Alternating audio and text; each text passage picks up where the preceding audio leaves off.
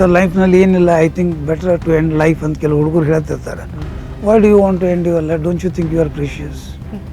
Stephen Hawking ಹಿಂಗೆ wheel chair ಮೇಲೆ ಮಲ್ಕೊಂಡು 50 ವರ್ಷ ಬದುಕ್ತ. His contribution is phenomenal. ಅಂಥವ್ರು ಯಾಕೆ ನಿನ್ನ ಉದಾಹರಣೆ ಆಗಬಾರ್ದು? ಏನೇ ಹೆಜ್ಜೆ ಇಡ್ಬೇಕಾದ್ರೆ think twice, use your wisdom, act wise, you become wonderful child ಅಂತ ಹೇಳ್ತೀನಿ. ಈಗ ಬಿ ಪಿ ಬಂದ್ರೆ ನೀವು ಡಾಕ್ಟರ್ ಕಡೆ ಹೋಗ್ತಿರಲಿಲ್ಲ, ಶುಗರ್ ಬಂದ್ರೆ ಹೋಗ್ತಿರಲಿಲ್ಲ, ಅಸ್ತಮಾ ಬಂದ್ರೆ ಹೋಗ್ತಿರಲಿಲ್ಲ, ಥೈರಾಯ್ಡ್ ಬಂದು ಹೋಗ್ತಿರ. ಹಂಗೆ ಇದು ಒಂದು ಸಮಸ್ಯೆ. ಈಗಿನ ಕಾಲದ ಮಕ್ಕಳು ಅಡಲ್ಟ್ ವಿಷಯಗಳಿಗೆ ಜಾಸ್ತಿ ವಾಲ್ತಾ ಇದ್ದಾರೆ ಅಂತ. When to use, when not to use, how much to use, how much not to use. ಇವತ್ತು ನನಗನ್ನಿಸ್ತದೆ ಎಲ್ಲ ಶಾಲೆ ಕಾಲೇಜ್ಗಳಲ್ಲಿ, ಎಸ್ಪೆಷಲಿ PU1 ಆ್ಯಂಡ್ PU2 ಏನದ, ಅಲ್ಲಿ ಹದಿಹರೆಯದ ಮಕ್ಕಳ ಮಾರ್ಗದರ್ಶನ ನೀಡೋದು ಅವರಿದೆ ಅಂತ. ಈಗಿನ ಜನತೆಗೆ, ಎಸ್ಪೆಷಲಿ ಯುವ ಜನತೆಗೆ ಡಿಪ್ರೆಷನ್ ಅನ್ನೋದು ದೊಡ್ಡ ಕಾಯಿಲೆ ಆಗಿಬಿಟ್ಟಿದೆ. ಅತಿಯಾದ ಖಿನ್ನತೆ ಇದ್ದಾಗ, ಅಂದರೆ ಡಿಪ್ರೆಷನ್ ವಿತ್ ಸುಸೈಡಲ್ ಐಡಿಯಾಸ್ ಅಂತವೆ, ಆತ್ಮಹತ್ಯೆ ಯೋಚನೆಗಳು ಬಂದಾಗ ಖಂಡಿತವಾಗಿಯೂ ಅಂತಹ ಮಕ್ಕಳನ್ನು ಗುರುತಿಸಿ ಚಿಕಿತ್ಸೆ ನೀಡುವುದು ಸೂಕ್ತ. ಹೇಡಿಗಳನ್ನು ಅನುಕರಣೆ ಮಾಡಬೇಡ, ಸಾಧಕರನ್ನ ಅನುಕರಣೆ ಮಾಡು ಅಂತ ಹೇಳಬೇಕು. Even the day I lost my mother, ಸೀದಾ ಫಿನ್ರಲ್ ಗ್ರೌಂಡ್ದಿಂದ, ಫಿನ್ರಲ್ ಯಾರ್ಡ್ದಿಂದ ಬಂದು ನಾನು ಹಾಸ್ಪಿಟ್ಲ್ನಾಗ ಕೂತು ಎಲ್ಲ ರೋಗಿಗಳನ್ನು ನೋಡಿ ನಂತರ ಮನೆಗೆ ಹೋಗಿ ನಾನು ಊಟ ಮಾಡಿ ಮಕ್ಕೊಂಡಿದ್ದೆ. ಅವ್ರ ಇಚ್ಛಾನೂ ಅದೇ ಇತ್ತು. ಹೌದಾ? ನಾವು ಹೋದ ದಿವಸ ನೀ ಎಲ್ಲ ರೋಗಿಗಳನ್ನು ನೋಡು, ಹೋಗಿಬಿಟ್ಟಿರ್ತೀನಿ, ಬಟ್ ಒಂದು ಕಂಡೀಷನ್, ಅವತ್ತು ನೀವು ಒಬ್ಬರದು 1 ನಯ ಪೈಸಾ ಮುಟ್ಟಬೇಡ. That's a tribute to me, ನನಗೆ ನೀಡುವ ಶ್ರದ್ಧಾಂಜಲಿ ಅದು ಅಂತ ಹೇಳಿದ್ರು. ಬದುಕಿಗಾಗಿ ಸಂಪಾದನೆ ಮಾಡು, ಆದರೆ ಸಂಪಾದನೆಗಾಗಿ ಬದುಕಬೇಡ ಅಂತ ಹೇಳಿದರು.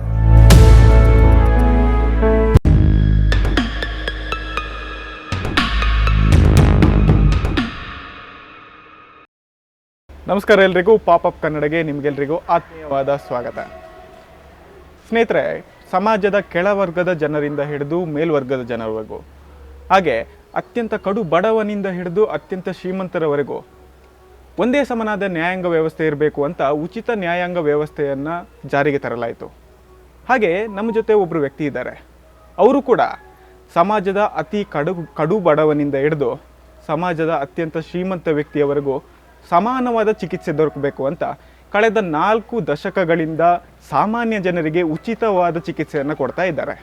ನಮ್ಮ ಜೊತೆಗಿದ್ದಾರೆ ಧಾರವಾಡದ ಖ್ಯಾತ ಮನಃಶಾಸ್ತ್ರಜ್ಞರು, ಹಾಗೆ ಎಲೆಮರೆಕಾಯಿ ಥರ ಯಾರಿಗೂ ಗೊತ್ತಾಗದೆ ಜನರಿಗೆ ಉಚಿತ ಚಿಕಿತ್ಸೆ ನೀಡುವುದರ ಮೂಲಕ ಜನರ ಮನಸ್ಸನ್ನು ಸಮತೋಲನದಲ್ಲಿ ಇಡೋದಕ್ಕೆ ಕಾರಣವಾದವರು. ನಮ್ಮ ಜೊತೆಗಿದ್ದಾರೆ ಡಾಕ್ಟರ್ ಆನಂದ್ ಪಾಂಡುರಂಗಿ ಅವರು.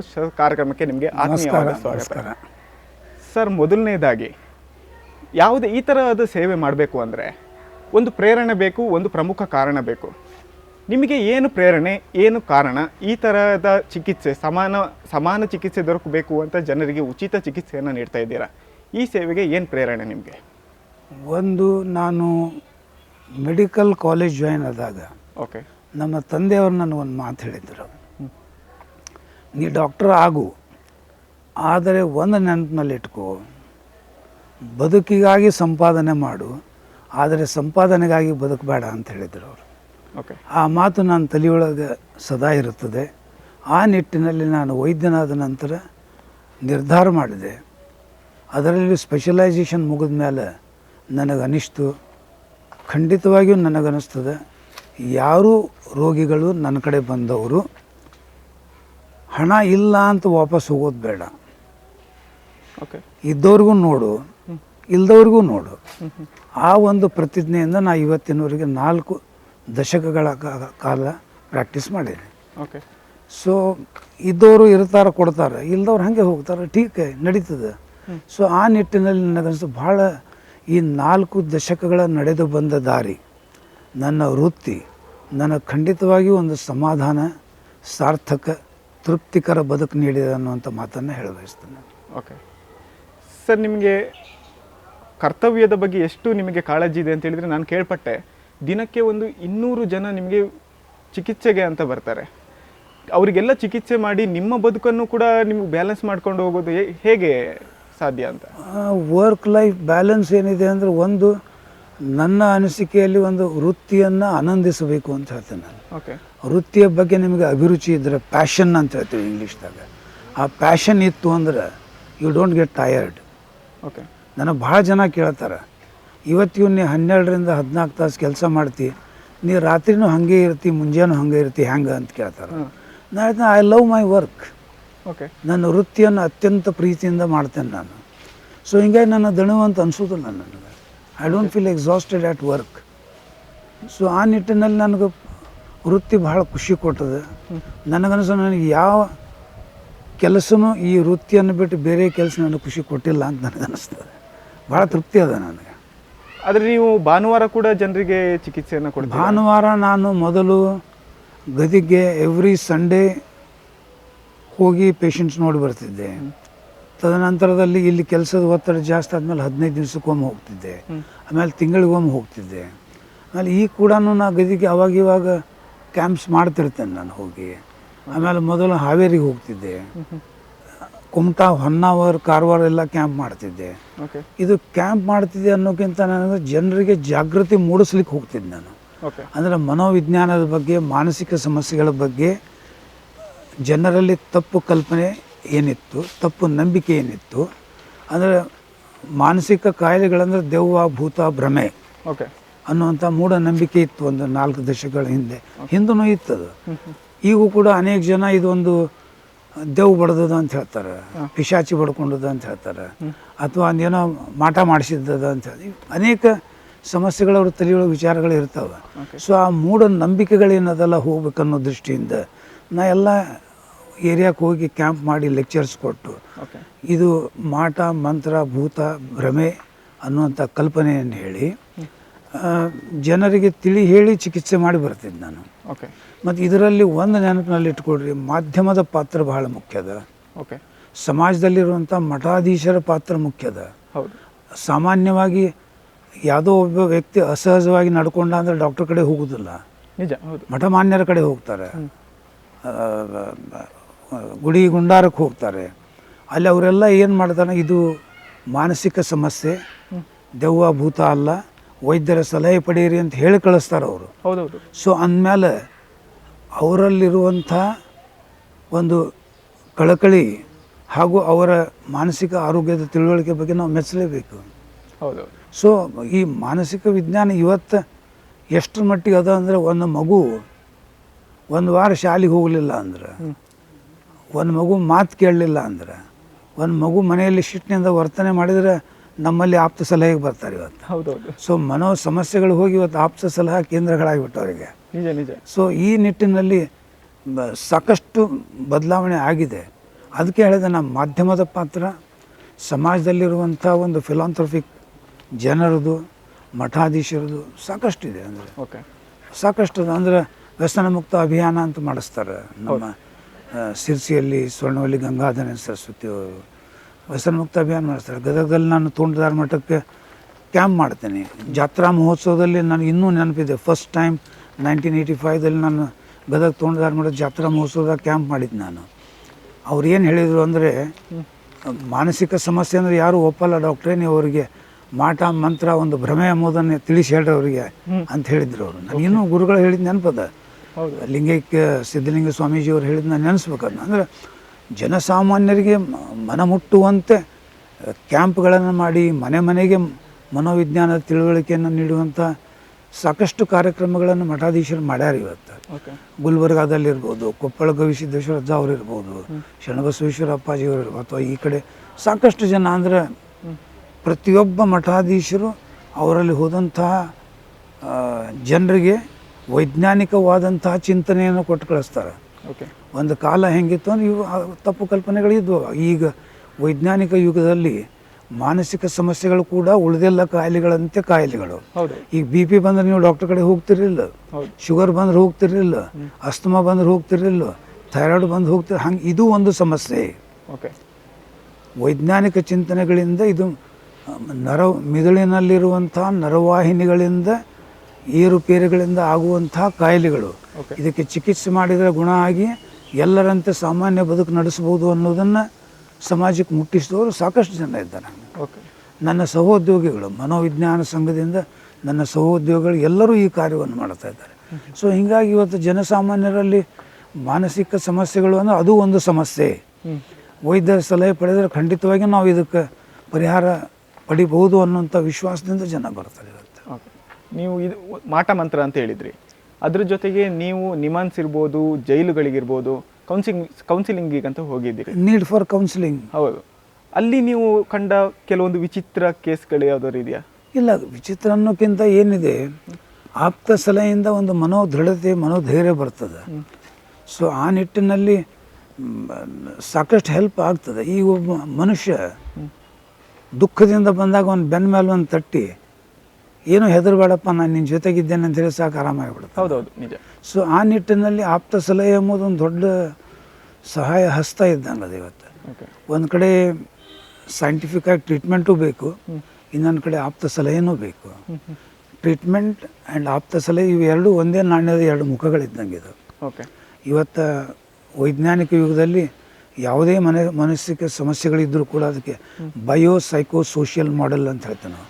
ಬಯೋಲಾಜಿಕಲ್ ಮಾಡೆಲ್ ಅಂದರೆ ಜೆನೆಟಿಕ್ ಕಂಟೆಂಟ್ ಇರ್ಬೋದು, ಜೆನೆಟಿಕ್ ಇದು ಇರ್ಬೋದು, ಅಥವಾ ನ್ಯೂರೋ ಟ್ರಾನ್ಸ್ಮಿಟರ್ ಹಿಂದೆ ಮುಂದಾಗಿ ಆಗ್ಬೋದು, ಅಥವಾ ಸೋಷಿಯಲ್ ಕಾರಣಗಳಿರ್ಬೋದು, ಅಥವಾ ಸಾಕಷ್ಟು ಸಮಾಜದಲ್ಲಿ ಆಗುವ ಹೋಗುಗಳನ್ನು ನೋಡಿ ಕೆಲವು ಮಾನಸಿಕ ಒತ್ತಡ ಆಗ್ಬೋದು.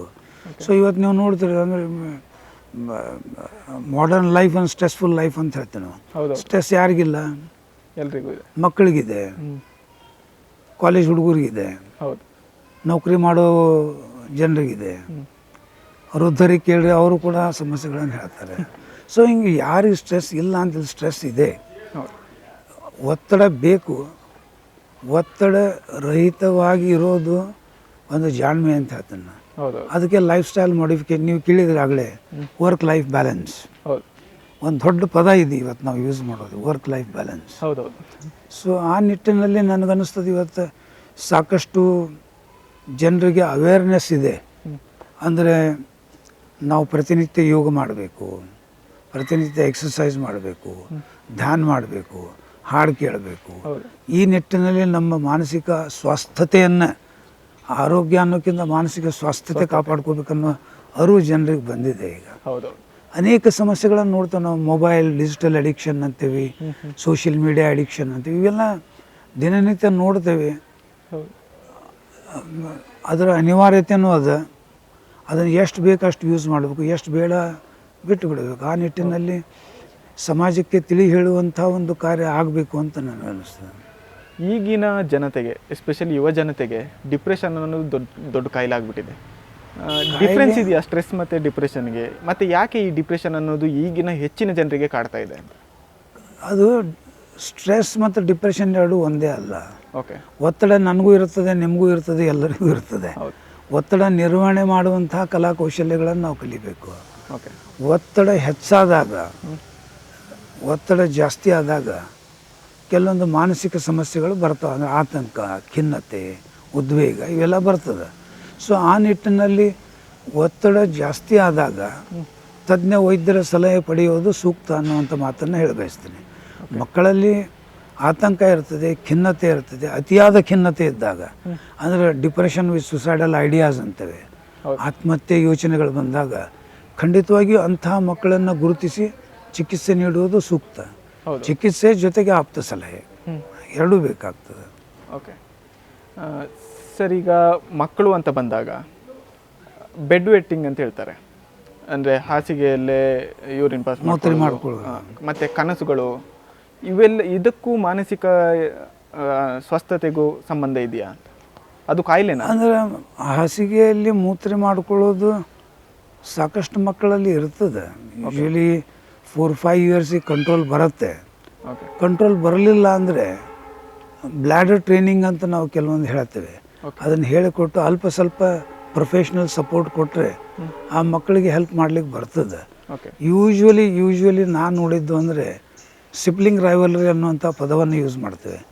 ಮನೆಯಲ್ಲಿ ಒಂದು ಮಗು ಸ್ಕೂಲಿಗೆ ಹೋಗ್ತಿರ್ತದೆ, ಫಸ್ಟ್ ಸೆಕೆಂಡ್ ಸ್ಟ್ಯಾಂಡರ್ಡ್ ಇರ್ತದೆ, ಇನ್ನೊಂದು ಮಗುವಿನ ಜನನ ಆಗ್ತದೆ ಮನೆಯಲ್ಲಿ. ಅವಾಗ ಫಸ್ಟ್ ಮಗುಗೆ ಅನ್ನಿಸ್ತದೆ.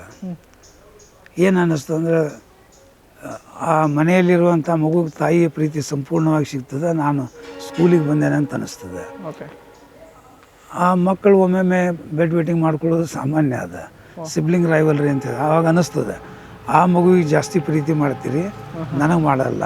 ಇದು ನೀವು ಕೇಳಿ ಸಾಮಾನ್ಯ ಇದು, ಹೌದೌದು. ಪ್ರತಿಯೊಂದು ಮನೆಯಲ್ಲಿ ಸಮಸ್ಯೆಗಳನ್ನು ಕೇಳ್ತೀರಿ ನೀವು. ಸೊ ಅಂಥ ಸಮಸ್ಯೆ ಬಂದಾಗ ಸ್ವಲ್ಪ ಬ್ಯಾಲೆನ್ಸ್ ಮಾಡಿ ಗೈಡ್ ಮಾಡಿದರೆ ಪರಿಹಾರ ನೀಡ್ಬೋದು. ಓಕೆ. ಅದಕ್ಕೆ ನಾನು ಹೇಳಿದ್ನಲ್ಲ, ಎಲ್ಲದಕ್ಕೂ ಒಂದು ಮನಸ್ಸು ಏನಿದೆ, ದೈಹಿಕ ಆರೋಗ್ಯ ನ್ಯೂನ್ಯತೆ ಇದ್ದರೆ ಒಬ್ಬ ವ್ಯಕ್ತಿ ಬದುಕ್ತಾನೆ. ಓಕೆ. ನೋಡ್ತೀರಿ ನೀವು, ಅನೇಕ ಜನ ಕೈ ಇರಲ್ಲ, ಕಾಲಿರಲ್ಲ, ಕಣ್ಣಿರಲ್ಲ, ಬದುಕ್ತಾರೆ. ಹೌದು. ಅವ್ರಿಗೆ ಹೋಗಿ ಕೇಳ್ರಿ ನೀವು, ನೀ ಇಷ್ಟೆಲ್ಲ ನ್ಯೂನ್ಯತೆ ಇದೆ ಯಾಕಿದ್ದೀಪ ಅಂತ ಕೇಳಿ, ಲೈಫ್ ಈಸ್ ಪ್ರೇಷಿಯಸ್ ಅಂತ. ಹೌದು, ಲೈಫ್ ಈಸ್ ಪ್ರೇಷಿಯಸ್. ನಾವು ಒಮ್ಮೆ ಹುಟ್ಟೇನೆ, ಹಿಂದೆ ಏನಿದ್ದೆ ಗೊತ್ತಿಲ್ಲ, ಮುಂದೆ ಏನಾಗ್ತೇನೆ ಗೊತ್ತಿಲ್ಲ. Today I am something with disabilities, but I can do something. ನಾ ಏನಾದರೂ ಮಾಡ್ಬೋದು, ಏನಾದರೂ ಸಾಧನೆ ಮಾಡ್ಬೋದು. ನಾ ಅದಕ್ಕೆ ಮಕ್ಕಳಿಗೆ ಲೆಕ್ಚರ್ ಕೊಟ್ಟಾಗ ಹೇಳ್ತಿರ್ತೇನೆ, ಸ್ಟಿಫನ್ ಹಾಕಿಂಗ್, ಸುಧಾ ಚಂದ್ರನ್ ನೋಡ್ರಿ, ಗದಗಿನಲ್ಲಿ ನಮ್ಮ ಪುಟ್ಟರಾಜ್ ಗವಾಯಿಗಳಿದ್ದರು, ಹೌದು, ಬ್ಲೈಂಡ್ ಇದ್ದರು. ಗ್ರೇಟ್ ಸೋಲ್, ಗ್ರೇಟ್ ಸೋಲ್, ಪ್ರಾತಸ್ಮರಣೀಯ ಆತ್ಮ. ಅದು 92 ಇಯರ್ಸ್ ಇದ್ದರು, ಸಮಾಜಕ್ಕೆ ಆದರ್ಶ, ಹುಟ್ಟ ಕುರುಡ್ರು. ಅವರ ಸಾಧನೆ ಅಪಾರ ಅನ್ನಿಸ್ತದಿಲ್ಲ ನಿಮಗೆ? ಹೌದೌದು. ಅಂದರೆ ನಾ ಯಾಕೆ ಉದಾಹರಣೆ ಹೇಳಿದೆ ಅಂದರೆ, ದೈಹಿಕ ನ್ಯೂನ್ಯತೆಗಳೊಂದಿಗೆ ಬದುಕುವುದು ಓಕೆ, ಬಟ್ ಮಾನಸಿಕ ನ್ಯೂನ್ಯತೆ ಇರಬಾರ್ದು ಅಂತ ಹೇಳ್ತಾನೆ. ನಿಜ ನಿಜ. ಮಾನಸಿಕ ಆರೋಗ್ಯ ಭಾಳ ಮುಖ್ಯ ಇದೆ.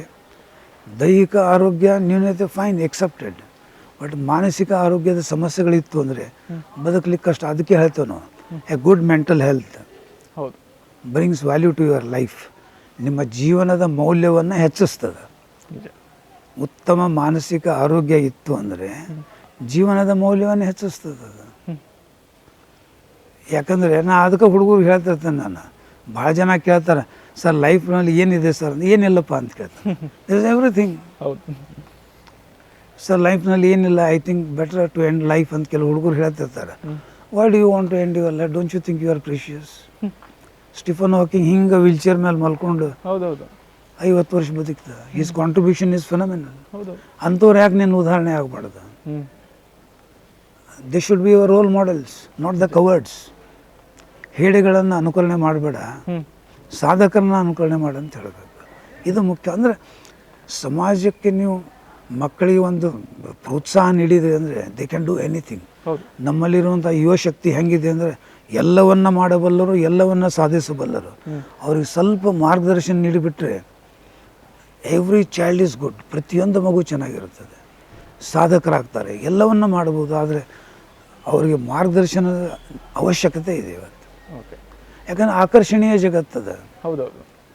ಒಂದು ಕಡೆ ನಿಮಗೆ ಕಾಣಿಸ್ತದೆ ಮೊಬೈಲ್ ಕಾಣಿಸ್ತದೆ, ಒಂದು ಕಡೆ ಚಟ ಮಾಡಲಿಕ್ಕೆ ವೀಡ್ ಕಾಣಿಸ್ತದೆ, ಒಂದು ಕಡೆ ಗುಟ್ಕಾ ಕಾಣಿಸ್ತದೆ, ಒಂದು ಕಡೆ ಇದೆಲ್ಲ ಕಾಣಿಸ್ತದೆ ಮಕ್ಕಳಿಗೆ. ಇಲ್ಲ ಅನ್ನೋದಿಲ್ಲ ನಾನು, ಅವು ಇರ್ತಾವೆ, ಅರವಷ್ಟಕ್ಕೆ ಅವು ಇರ್ತಾವೆ. ನಿಮ್ಮ ಗುರಿ ಹೆಂಗಿರ್ಬೇಕಂದ್ರೆ ಸ್ಪಷ್ಟವಾಗಿ ಅಚಲವಾಗಿರಬೇಕು ಅಂತ ಹೇಳ್ತಾರೆ. ನಿಮ್ಮ ಗುರಿ ಅಚಲವಾಗಿತ್ತು, ಸ್ಪಷ್ಟವಾಗಿತ್ತು ಅಂದರೆ ನನಗೆ ಅನ್ನಿಸ್ತದೆ ಇವೆಲ್ಲ ಕಾಣಂಗಿಲ್ಲ.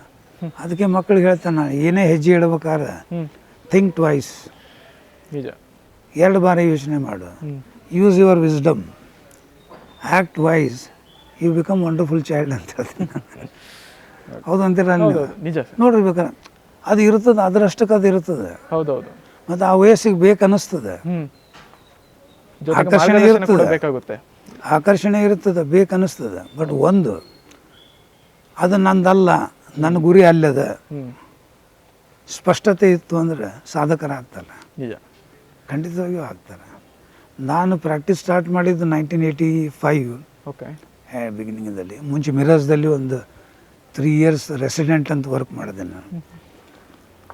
ನಾ ಭಾಳ ಕ್ಯಾಶುವಲ್ ಇದ್ದೆ ನಾನು, ಭಾಳ ಅಂದರೆ ಆರಾಮಿರೋದು ಇತ್ತು.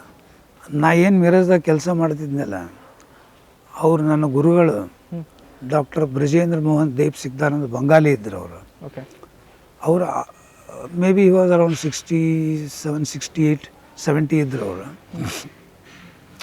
ದಿನಕ್ಕೆ 12ರಿಂದ 14 ತಾಸು ಕೆಲಸ ಮಾಡ್ತಿದ್ರು. ಓಕೆ. ನಾ ಅಲ್ಲಿ ಹೋದಾಗ ನನಗೆ ಅನಿಸ್ತು, ಈ ಮನುಷ್ಯ ಇಷ್ಟು ಕೆಲಸ ಮಾಡ್ತಾನೆ ಅಂದಮೇಲೆ ನಾ ಯಾಕೆ ಮಾಡಬಾರ್ದು? ಹ್ಞೂ ಆ ಮೋಟಿವೇಶನ್ ಏನದಲ್ಲ ನಾನು ಇಲ್ಲಿಗೆ ತಂದು ಹಚ್ಚದ. ಹೌದು. ಆವಾಗ ಅವ್ರು ನೋಡಿ ನನಗೆ ಅನಿಸ್ತಿತ್ತು, ಅವರು ಕೊಲ್ಲಾಪುರಕ್ಕೆ ಹೋಗ್ತಿದ್ರು, ಇಸ್ಲಾಂಪುರ್ ಹೋಗ್ತಿದ್ರು, ಕರಾಡ್ ಹೋಗ್ತಿದ್ರು, ಕ್ಯಾಂಪ್ ಮಾಡ್ತಿದ್ರು, ಅವಶ್ಯಕತೆ ಇರಲಿಲ್ಲ ಆದರೂ ಮಾಡ್ತಿದ್ರು ಅವರು. ಪ್ಯಾಷನ್ ಅದು. ಸೊ ಈ ಪ್ಯಾಷನ್ ನನಗೆ ಯಾಕೆ ಬರೋಂಗಿಲ್ಲ, ಬರ್ತದೆ ಮಾಡಿದರೆ. ಹೌದು. ಸೊ ಆ ಛಲದಿಂದ ಕೆಲಸ ಮಾಡಿದೆ ನಾನು. ನಮ್ಮ ಮಾರ್ಗದರ್ಶನ ಏನು ಯಾರಿಂದ ನೋಡಿ ಯಾರಿಂದ ಬರ್ತದೆ ಒಂದು, ಆಮೇಲೆ ಯಾರು ನಿಮಗೆ ಪ್ರೇರಣೆ ನೀಡ್ತಾರೋ ಅವ್ರನ್ನ ಸ್ಮರಿಸ್ಬೇಕು. ನಿಜವಾಗ್ಲೂ. ಹೀಗಾಗಿ ಆಮೇಲೆ ಮುಂದೆ ಗದಗದಲ್ಲಿ ಕ್ಯಾಂಪ್ ಸ್ಟಾರ್ಟ್ ಮಾಡಿದೆ. ಕುಮಟಾದಲ್ಲಿ ತಿಂಗಳಿಗೊಮ್ಮೆ ಹೋಗ್ತಿದ್ದೆ. ಓಕೆ. ಆ್ಯಂಡ್ ಒಂದು ಕಮಿಟ್ಮೆಂಟ್ ಅಂದ್ರೆ ಹೆಂಗೆ, ಈವನ್ ದೀಪಾವಳಿ ಇದ್ದರೂ ಪೇಷಂಟ್ ಇರಲಿ ಬಿಡಲಿ, ಹೋಗೋದಂದ್ರೆ ಹೋಗೋದು. ಕುಮಟಾ ತನಕ ಹೋಗಿ ಬಂದಿದ್ದೆ ನಾನು. ಹೌದಾ? ಅಂದರೆ ಕಮಿಟ್ಮೆಂಟ್ ಹೆಂಗಿರಬೇಕು ಅಂದ್ರೆ ಕಮ್ ವಾಟ್ ಮೈ. ಇವತ್ತು ನಿಮ್ಮ ಆಶ್ಚರ್ಯ ಅನ್ನಿಸ್ತದೆ ನಾ ಹೇಳಿದರೆ, even the day I lost my mother, ಸೀದಾ ಫಿನ್ರಲ್ ಗ್ರೌಂಡ್ದಿಂದ, ಫಿನ್ರಲ್ ಯಾರ್ಡ್ದಿಂದ ಬಂದು ನಾನು ಹಾಸ್ಪಿಟ್ಲ್ನಾಗ ಕೂತು ಎಲ್ಲ ರೋಗಿಗಳನ್ನು ನೋಡಿ ನಂತರ ಮನೆಗೆ ಹೋಗಿ ನಾನು ಊಟ ಮಾಡಿ ಮಕ್ಕೊಂಡಿದ್ದೆ. ನಾನು ಕಮಿಟ್ಮೆಂಟ್ ಅದು. ಓಕೆ. ನಮ್ಮ ತಾಯಿಯವ್ರ ಇಚ್ಛಾನೂ ಅದೇ ಇತ್ತು, ಅವ್ರ ಇಚ್ಛಾನೂ ಅದೇ ಇತ್ತು. ಹೌದಾ? ನಾವು ಹೋದ ದಿವಸ ನೀ ಎಲ್ಲ ರೋಗಿಗಳನ್ನು ನೋಡು, ಹೋಗಿಬಿಟ್ಟಿರ್ತೀನಿ, ನಾ ತಿರುಗಿ ಬರೋದಿಲ್ಲ, ಮುಗೀತು ನಂದು. ಇದ್ದವ್ರು ನೋಡು. ಬಟ್ ಒಂದು ಕಂಡೀಷನ್, ಅವತ್ತು ನೀವು ಒಬ್ಬರದು ಒಂದು ನಯ ಪೈಸಾ ಮುಟ್ಟಬೇಡ. That's a tribute to me. ನನಗೆ ನೀಡುವ ಶ್ರದ್ಧಾಂಜಲಿ ಅದು ಅಂತ ಹೇಳಿದ್ರು. ಯಾಕೆ ಹೇಳ್ತಾನೆ ಅಂದರೆ, ಅದು ಪಾಲಕರ ಒಂದು ಕರ್ತವ್ಯ ಹೆಂಗಿದೆ ಅಂದರೆ ಮಕ್ಕಳನ್ನ ಶೇಪ್ ಮಾಡೋದರಲ್ಲಿ ಮೌಲ್ಯಗಳನ್ನು ಕೊಡೋದು. ಅದಕ್ಕೆ ನಾ ಪಾಲಕರ ಸಭೆಯೊಳಗೆ ಹೇಳ್ತೇನೆ ನಾನು, ಮಕ್ಕಳಿಗೆ ಸಂಸ್ಕಾರವನ್ನು ಕೊಡ್ರಿ, ಸಂಸ್ಕೃತಿಯನ್ನು ಕೊಡ್ರಿ, ಮೌಲ್ಯಗಳನ್ನು ಕೊಡ್ರಿ, ಬದುಕನ್ನು ಕಲಿಸ್ರಿ, ಬದುಕೋದು ಹೆಂಗೆ ಅಂಬೋದನ್ನು ಕಲಿಸ್ರಿ. ಅವರಿಗೆ ಡಿಫಿಕಲ್ಟೀಸ್ ಬರ್ತಾವೆ, ಬರೋಂಗಿಲ್ಲನ. ಹೌದು. ಪರೀಕ್ಷೆಗೆ ಹೋಗುವಾಗ ಟೆನ್ಷನ್ ಆಯ್ತಂತ ಬರ್ತಾರೆ. ಅದಕ್ಕೆ ನಾ ಎಲ್ಲ ಕಡೆ ಹೇಳ್ತೇನೆ, ಪರೀಕ್ಷೆ ಏನಿದೆ ಸಂಭ್ರಮಿಸ್ಬೇಕದನ್ನ. ಪರೀಕ್ಷೆ ಸಂಭ್ರಮ. ಹೌದು. It must be a festival. Result ಏನಿದೆಲ್ಲ ವಿಜಯೋತ್ಸವ. ಹೌದು. ಅದನ್ನು ಆನಂದಿಸ್ಬೇಕು ನೀವು. ಎಷ್ಟೇ ಅಂಕಗಳು ಬರಲಿ ತೊಗೊಂಡು ಏನು ಮಾಡ್ತೀರಿ ನೀವು? ಹೌದು. ಏನು ಮಾಡಿ? No need. And it is not everything. ಹೌದು. ಅಂಕಗಳು ಸರ್ವಸ್ವ ಅಲ್ಲ. ಸರ್ವಸ್ವ ಏನಲ್ಲ. You agree with me? ಹೌದಲ್ಲ? ನಿಜ ನಿಜ. ಅಂಕಗಳ ಸರ್ವಸ್ವ ಏನಲ್ಲದು. ಹೌದು. ಇವತ್ತು ಮಾಡಿದ ಅಂಕ ನಾಳೆಗೆ ನೋ ವ್ಯಾಲ್ಯೂ. ಹೌದು. ನಿಜ. SSLC 98 ಮಾಡ್ತಾರೆ, ಸರ್ಟಿಫಿಕೇಟಿಗೆ ಮಾತ್ರ. ಸರ್ಟಿಫಿಕೇಟ್. PUC ಮಾಡ್ತಾರೆ 98, ಒಂದು ಪ್ರೊಫೆಷ್ನಲ್ ಕೋರ್ಸ್ ಅಂತಾರೆ. ಇವತ್ತೇನು ಮಾಡಿರ್ತಾರೆ ಮುಗೀತದ. That's why I always say, life ಆಯ್ತು, ಎಜುಕೇಷನ್ ಆಯ್ತು, it is a continuous process. It's a continuous process. So ಆ ನಿಟ್ಟಿನಲ್ಲಿ ಮಕ್ಕಳಿಗೆ ನಾವು ಹೇಳಬೇಕು, examination must be enjoyed, results must be enjoyed. ಇದನ್ನು ಹೇಳಿದರೆ, ಮತ್ತು ಎಕ್ಸೆಪ್ಟ್ ಫೇಲ್ಯೂರ್ಸ್ ಆಲ್ಸೋ. ನಿಜ. ಈಗ ಅನೇಕ ಮಕ್ಕಳು ಪರೀಕ್ಷೆಯಲ್ಲಿ ಫೇಲ್ ಆದ್ರಂತ ಆತ್ಮಹತ್ಯೆ ಮಾಡೋದು ನೋಡ್ತೇವೆ ನಾವು ಇವತ್ತು. It's very common. ಯಾಕೆ? No need. ಹೌದು. There are many ways. So ಆ ನಿಟ್ಟಿನಲ್ಲಿ ನನಗನ್ನಿಸ್ತದೆ, ಇವತ್ತು ಸಮಾಜದಲ್ಲಿ ಮನೋವಿಜ್ಞಾನದ ಬಗ್ಗೆ ಸಾಕಷ್ಟು ತಿಳುವಳಿಕೆ ಮೂಡಿದೆ. ಸಾಕಷ್ಟು ಜನ ಸಲಹೆ ತಗೋತಾರೆ. ಒಂದು ಮನಸ್ಸು ಹೆಂಗಿದೆ ಎಂಬುದನ್ನು ಯಾರಿಗೂ ಹೇಳಲಿಕ್ಕೆ ಬರೋಂಗಿಲ್ಲ. ಮನಸ್ಸು ಆಕಾರ ಹೆಂಗಿದೆ ಹೇಳಲಿಕ್ಕೆ ಬರ್ತದ? ಇಲ್ಲ. ಹೃದಯಕ್ಕೆ ಶೇಪ್ ಇದೆ. ಹೌದು. ದ ವೈಬ್ರೇಷನ್ಸ್ ಆಫ್ ಹಾರ್ಟ್ ಏನಿದೆ ಅದು ನಿಮ್ಮ ನಿಜವಾದ ಭಾವನೆ ಹಾಗೂ ಮನಸ್ಸು ಅಂತ ಹೇಳ್ತಾನೆ. ಹೌದಲ್ಲ ನಾ ಹೇಳೋದು? ಸೊ ಆ ನಿಟ್ಟಿನಲ್ಲಿ ನನಗನ್ನಿಸ್ತದೆ, ಭಾಳ ಸರ್ತಿ ಹೇಳ್ತೇನೆ ನಾನು, ಎಲ್ಲವನ್ನ ನೀವು ಪರ್ಚೇಸ್ ಮಾಡ್ಬೋದು. ಹುಡುಗರು ಕೇಳ್ತಾರೆ, ಸರ್ ಕಾನ್ಸಂಟ್ರೇಷನ್, ಕಾನ್ಫಿಡೆನ್ಸ್ ಎಲ್ಲಿ ಸಿಗ್ತದೆ ಸರ್? ಎಲ್ಲಿ ಸಿಗಲ್ಲಪ್ಪ ಅದು ಅಂತ ಹೇಳ್ತಾರೆ. You can't buy it in the market. ಹೌದು. It is with you, within you. Bring it out. ನಿನ್ನಲ್ಲಿದೆ, ನಿನ್ನ ಒಳಗಡೆ ಇದೆ, ಹೊರಗಡೆ ತೊಗೊಂಬರ್ಬೇಕು. That is what is to be taught to the children. ಮನೆಯವ್ರಿಗೆ ಹೇಳಬೇಕು, ಪಾಲಕರಿಗೆ ಹೇಳಬೇಕು, ಮಕ್ಕಳೊಂದಿಗೆ ವೇಳೆಯನ್ನು ಕಳೆಯಿರಿ ಅಂತ ಹೇಳಬೇಕು. ನಿಜ ನಿಜ. When both the parents are working they have no time. Mobile, ಅದಕ್ಕೆ ನಾನು ಹೇಳ್ತೀನಿ, ಮೊಬೈಲ್ ಮನೆಗೆ ಬಂದ ತಕ್ಷಣ ಬಂದ್ ಮಾಡಿರಿ, ಮಕ್ಕಳ ಜೊತೆಗೆ ಸಮಯವನ್ನು ಕಳೀರಿ. ಎಂಥ ಸಮಯ ಇರಬೇಕು ಅಂದರೆ ಕ್ವಾಲಿಟಿ ಟೈಮ್. ಹೌದು. ಎಲ್ಲ ಬಿಟ್ಟುಬಿಡ್ರಿ, ನಿಮ್ಮ ಟೇಬಲ್ ಬಿಡ್ರಿ, ಕುರ್ಚಿ ಎಲ್ಲ ಬಿಡ್ರಿ, ಸುಮ್ಮನೆ ಎಲ್ಲರ ನೆಲದ ಮೇಲೆ ಕೂತು ಎದುರಿಗಿಟ್ಕೊಂಡು ಹಂಚ್ಕೊಂಡು ಊಟ ಮಾಡಿರಿ. ಆ ಆನಂದ, ಆ ಸುಖ ಎದುರಾಗೂ ಸಿಗೋದಿಲ್ಲ. ಅದು ದಟ್ ಈಸ್ ದ ಅಲ್ಟಿಮೇಟ್. ನಿಜ. Ultimate in life. ಸರಳತೆಯನ್ನು ಕಲಿಸ್ಬೇಕು ನಾವು ಮಕ್ಕಳಿಗೆ. ಇರಲಿ, ನಮ್ಮ ಅಂತಸ್ತು ಬೇಕಾದಿರಲಿ, ನಮ್ಮ ಅಂತಸ್ತು ಬೇಕಾದಿರಲಿ, ಸಿಂಪ್ಲಿಸಿಟಿ, ಹ್ಯುಮಿಲಿಟಿ ಮಕ್ಕಳಿಗೆ ಕಲಿಸೋದು ಭಾಳ ಮುಖ್ಯ ಇದೆ. It's a need of the hour. Sir, ಇನ್ನೊಂದು ತುಂಬ ಜನರಿಗೆ ಕುತೂಹಲ ತರಿಸಿರೋ ವಿಷಯ ಅಂದರೆ ಕನಸು. ಕನಸು, ಹೌದು. ಕೆಲವ್ರು ಹೇಳ್ತಾರೆ ಬೆಳಗಿನ ಜಾವದ ಕನಸು ನನಸಾಗುತ್ತೆ ಅಂತ. ಕೆಲವು ಅನುಭವಕ್ಕೂ ಕೂಡ ಬಂದಿರೋದೇನೆಂದರೆ, ಕನಸಲ್ಲಿ ಕಂಡಿದ್ದು, ಯಾವತ್ತೋ ಕನಸಲ್ಲಿ ಕಂಡಿದ್ದು ನಿಜ ಘಟನೆ ಆಗುವಾಗ ಸೇಮ್ ಅಲ್ಲಿ ಕಂಡಿದ್ನಲ್ಲ ಅಂತ ಆಗುತ್ತೆ.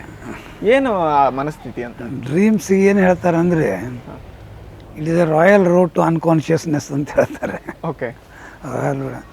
ಅಂದ್ರೆ ಇಡೀ ದಿವಸ ನಾವು ಏನು ಟೈಮ್ ಕಳೆದಿರ್ತೀವಿ, ಅನೇಕ ವಿಷಯಗಳು ನನಗನ್ನಿಸ್ತದೆ ಕನಸಿನಲ್ಲಿ, ನಿದ್ರೆಯಲ್ಲಿ ನಾವು ಹೇಳ್ತೇವೆ REM ಸ್ಲೀಪ್, NREM ಸ್ಲೀಪ್ ಅಂತ ಹೇಳ್ತೇವೆ. ಅವು ಆಲ್ಟರ್ನೇಟ್ ಆಗಿ ಕೂತಿರ್ತಾವೆ. ಆ ಸಮಯದಲ್ಲಿ ಒಮ್ಮೊಮ್ಮೆ ಕನಸುಗಳು ಬರ್ತವೆ. ಕೆಲವೊಮ್ಮೆ ಆನಂದವಾದಂಥ ಕನಸುಗಳು ಬರ್ತವೆ. ಕೆಲವೊಮ್ಮೆ ನಾವು ಪರೀಕ್ಷೆಗೆ ಹೋಗಿಲ್ಲ, ಪರೀಕ್ಷೆ ಟೈಮ್ ಆಯಿತು, ಪರೀಕ್ಷೆ ಮಿಸ್ ಮಾಡಿದೆ, ಅದೇನೋ ಆಯಿತು, ಇದೇನೋ ಆಯಿತು, ಹಿಂಗೆ ಅನೇಕ ಅಂದ್ರೆ ಟ್ರೊಮ್ಯಾಟಿಕ್ ಕನಸುಗಳು ಕೂಡ ಬರ್ತವೆ. ಒಮ್ಮೆ ಮನಸ್ತದ ದೇಹನೂ ಅಂದ್ರೆ ಬೇಸಿಕಲಿ ದೇ ಆರ್ ನಾರ್ಮಲ್ ಫೆನಮೆನ. ಅದು ಕನಸುಗಳು ಬೇಕು. ಆರೋಗ್ಯಕರವಾದ ಬದುಕಿ ಕನಸು ಬೇಕೇ ಬೇಕಲ್ಲ. ಕನಸಿಲ್ಲ ಅಂದ್ರೆ ಹೆಂಗೆ ನಡೀತದೆ?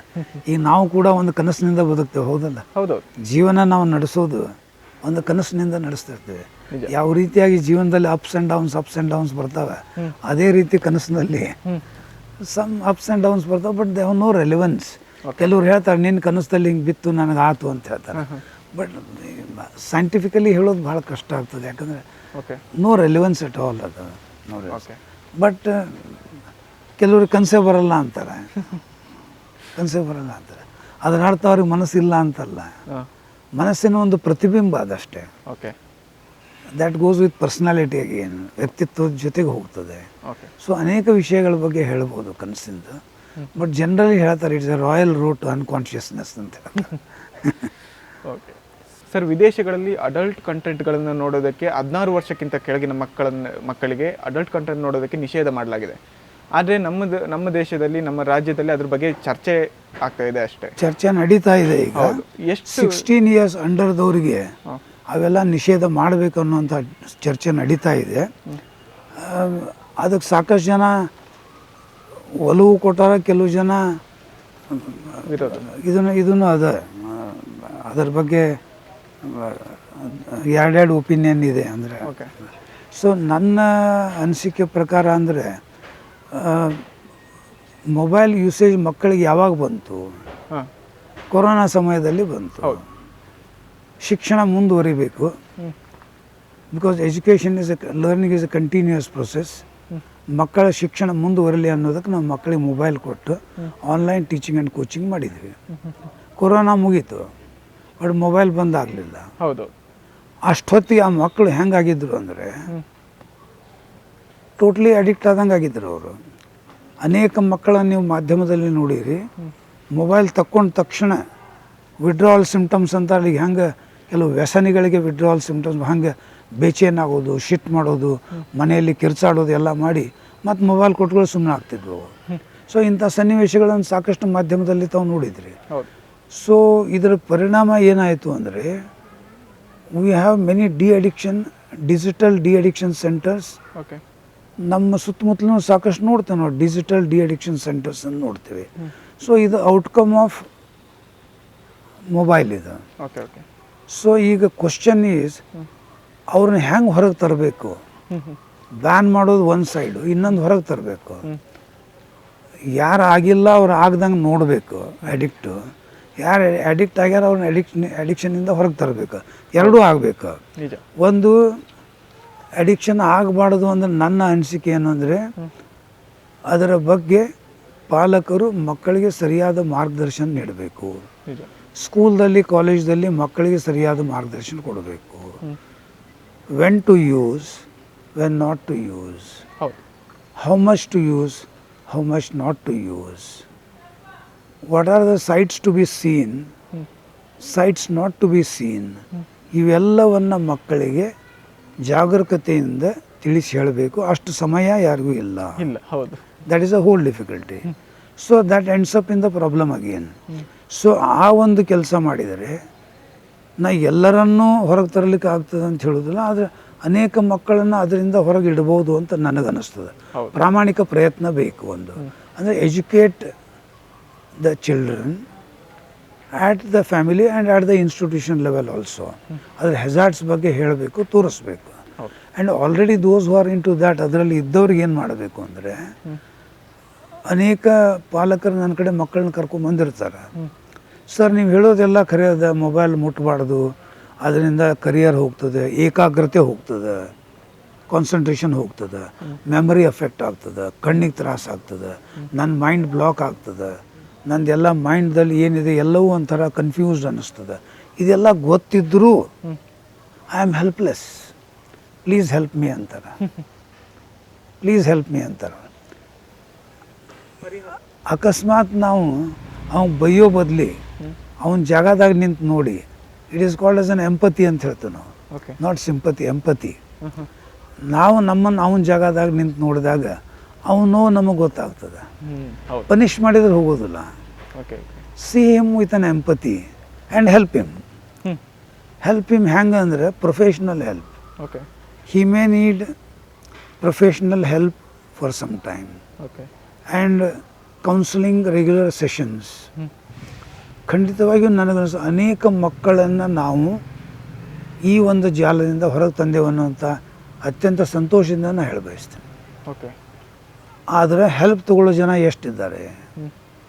ಬೈತಾರೆ ಅವರಿಗೆ. ಬೈಯೋದ್ರಿಂದ ಬಿಡಲ್ಲ ಅವು. ನೀವು ಶಿಕ್ಷೆ ಮಾಡ್ತೀರಿ, ಕಸ್ಕೋತೀರಿ, ಬಿಡಲ್ಲ, ಹೊಡಿತಾರೆ. So don't do that. ಅವನ ಜಾಗದಾಗ ನಿಂತು ನೋಡಿದಾಗ ಅವನ ಡಿಫಿಕಲ್ಟಿ ಗೊತ್ತಾಗ್ತದೆ. ಹೌದಲ್ಲ ಹೇಳೋದು. ಈಗ the wearer knows where the shoe pinches. ಈಗ ನೀವು ಹೇಳ್ತೀರಿ ಎಷ್ಟು ಚಂದದ ಬೂಟ್ ಅಂತೀರಿ, ಹಾಕೊಂಡವ ಅಂತ ಒಳಗೆ ಒತ್ತಲಿಕ್ಕತ್ತದ. ಆ ಪರಿಸ್ಥಿತಿ ಮಕ್ಕಳದದೆ. ಅದಕ್ಕೆ ಆ ಮಕ್ಕಳ ಸಮಸ್ಯೆಗಳನ್ನು ಅರ್ಥ ಮಾಡಿಕೊಂಡು, ವಯಸ್ಸು ಆಕರ್ಷಣೆ ವಯಸ್ಸದು. ಟೀನ್ಸ್ ಅಂತ ಹೇಳ್ತೇವೆ, ಟೀನ್ ಟರ್ಮಾಯಿಲ್ ಅಂತ ಹೇಳ್ತೇವೆ. It is an age of attraction ಅಂತ ಹೇಳ್ತೇವೆ, ಏಜ್ ಆಫ್ ಡೈವರ್ಷನ್ ಅಂತ ಹೇಳ್ತೇವೆ, age of distraction, diversions. And in case ಅದರ ಬಗ್ಗೆ ಅವರಿಗೆ ಸರಿಯಾದ ಮಾರ್ಗದರ್ಶನ ಸಿಗಲಿಲ್ಲ, ದಿ ಗೆಟ್ ಡಿಸ್ಟ್ರಾಯ್ಡ್. ಸೊ ಅದಕ್ಕೆ ಇವತ್ತು ನನಗನ್ನಿಸ್ತದೆ ಎಲ್ಲ ಶಾಲೆ ಕಾಲೇಜುಗಳಲ್ಲಿ, ಎಸ್ಪೆಷಲಿ PU1 ಆ್ಯಂಡ್ PU2 ಏನದ, ಅಲ್ಲಿ ಹದಿಹರೆಯದ ಮಕ್ಕಳ ಮಾರ್ಗದರ್ಶನ ನೀಡೋದು ಅವರಿದೆ. ಇವತ್ತು ಆಕರ್ಷಣೀಯ ಜಗತ್ತದ. ವಯಸ್ಸು ಹೆಂಗಿದೆ ಅಂದರೆ, ಆ ವಯಸ್ಸಿಗೆ ಮಂಗನಂಥ ವಯಸ್ಸು ಅಂತಾರೆ. ಗೊತ್ತಿದೆ, ಮಂಗನಂಥ ವಯಸ್ಸು. It always jumps. ಆ ಜಂಪ್ ಇರಬೇಕು. ಆ ಜಂಪ್ ಮಾಡ್ಯುಲೇಟ್ ಮಾಡುವಂಥ ಕಲಾ ಕೌಶಲ್ಯಗಳನ್ನು ಮಕ್ಕಳಿಗೆ ಕಲಿಸ್ಬೇಕು.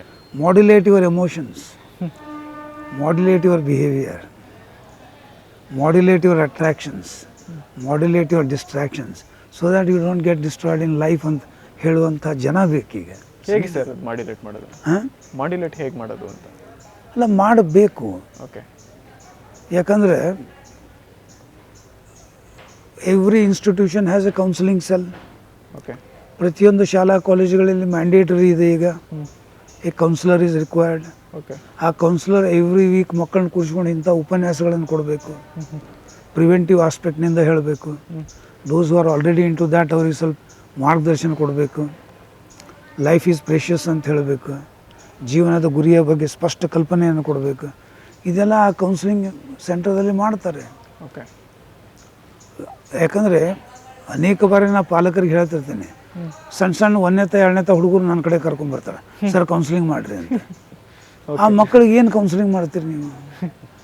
ಅದಕ್ಕೆ ಮನೋವಿಜ್ಞಾನದಾಗ ಒಂದು ಡಿಕ್ಟಿಮ್ ಇದೆ. 1, 2ನೇ ಸ್ಟ್ಯಾಂಡರ್ಡ್ ಹುಡುಗನ ಕರ್ಕೊಂಬಂದಾಗ ಆ ಮಕ್ಕಳಿಗೆ ಕೌನ್ಸಿಲಿಂಗ್ ಬೇಕಾಗಿಲ್ಲ, ಪಾಲಕರಿಗೆ ಕೌನ್ಸಿಲಿಂಗ್ ಬೇಕಾಗಿರ್ತದೆ. ಹೌದು ಹೌದು. ಅದಕ್ಕೆ ನಾ ಹೇಳ್ತಿದ್ದೀನಿ, admit the child and treat the parents ಅಂತ ಹೇಳ್ತೀವಿ. Okay. Treat the parents. Don't you agree with that? ಅನ್ನಿಸ್ತದಿಲ್ಲ ನಿಮ್ಗೆ? ಹೌದೌದು, ನಿಜ. ಯಾಕಂದ್ರೆ ಆ ಮಕ್ಕಳಿಗೆ ಮಾರ್ಗದರ್ಶನ ಬೇಡ, ಜಿಗಿದಾಡ್ತಾವು. ಹೌದೌದು, ನೀ ಕೂಡಂತ ಗಿಡ ಹತ್ತಾನ, ನಿಜ.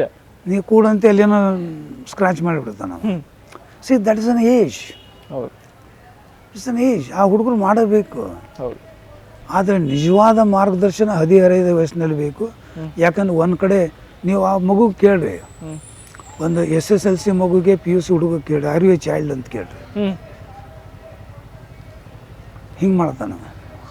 ಆರ್ ಯು ಅನ್ ಅಡಲ್ಟ್ ಅಂತ ಕೇಳ್ರಿ ಅವಂಗೆ, ಹಂಗೆ ಮಾಡ್ತಾನೆ ಅವ. ಹೌದು. Are you independent from parents 100%?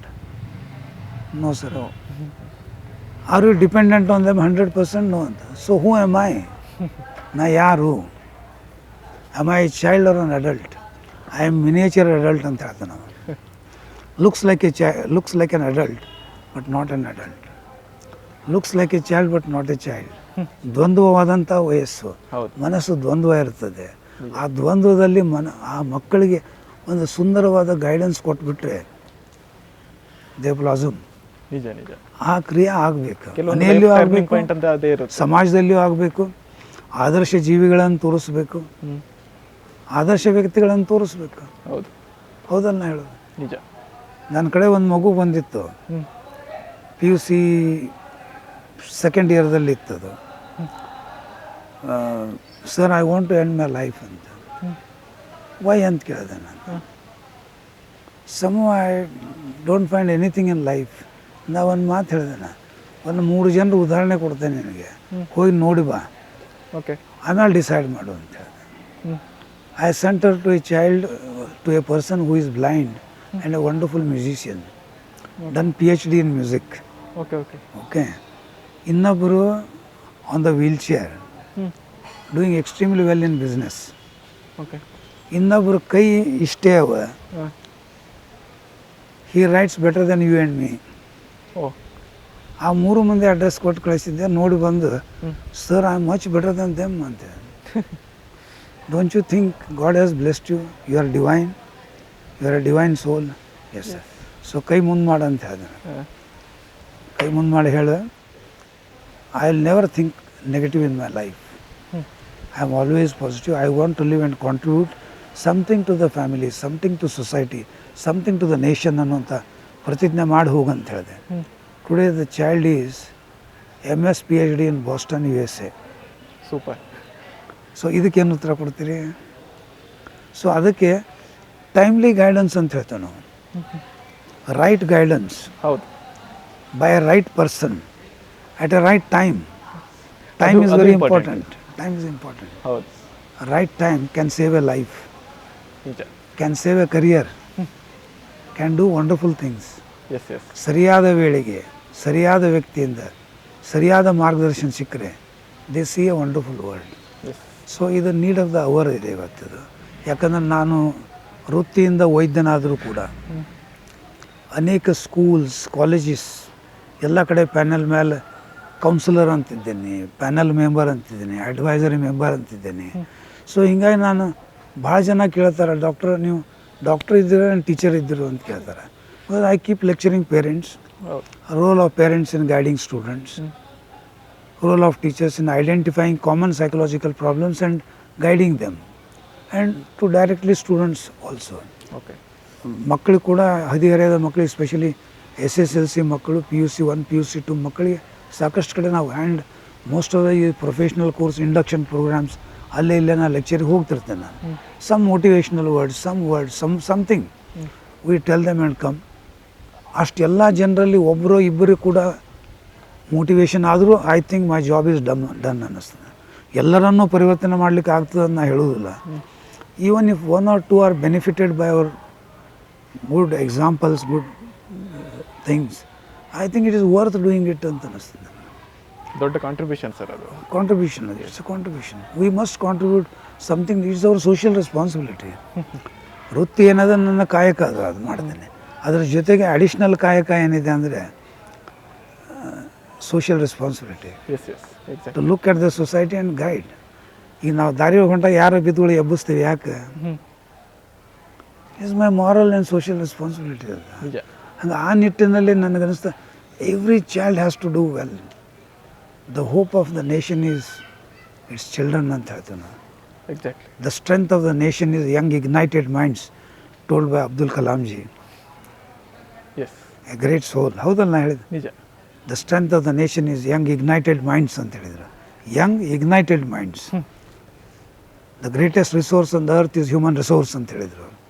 ಹೌದು. Human resource is the greatest resource, not the gold mines or some other things. Human resource. ಹೌದು. Gold mine and one life ನೋಡಿದರೆ you can't match. Life is more precious than that. Is it not? Yes. ಅಂಥ ಕಲ್ಪನೆಯನ್ನು Abdul Kalam G ಅವರು ಆ ಟೈಮ್ನಲ್ಲಿ ಮಕ್ಕಳಿಗೆ ಕೊಡ್ತಿದ್ರು ಅವರು. ಹೌದು. ಸೊ ಇಂಥವೆಲ್ಲ ನಾವು ಮಕ್ಕಳಿಗೆ ಹೇಳಬೇಕು. That's how we have to motivate them. What our youth need is they needs is motivation. Yes, motivation. That's what we have to do it. ಅಷ್ಟೇ. ಏನಿದೆ ಒಂದು ನಮ್ಮ ಕಡೆ ಎಷ್ಟು ಶಕ್ಯದ ಅಷ್ಟು think good, do good, try to help people, that's it. Okay. ಯಾಕಂದ್ರೆ ನನಗೆ I have seen life ups and, ಯಾಕಂದ್ರೆ ನಾನು ಒಂದು ಕಾಲೇಜ್ದಲ್ಲಿ ಲೆಕ್ಚರ್ಗೆ ಹೋದಾಗ ಹಾಗೆ ಕೇಳಿದ್ದೆ. ನಾನು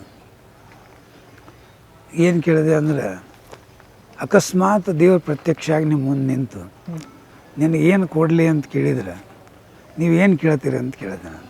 PUC ಕಾಲೇಜಲ್ಲಿ ಆ ಹುಡುಗರೆಲ್ಲ ಹೇಳಿದ್ರು, sir I want to be a doctor, medical seat, engineer, IIT, IIIT, fine.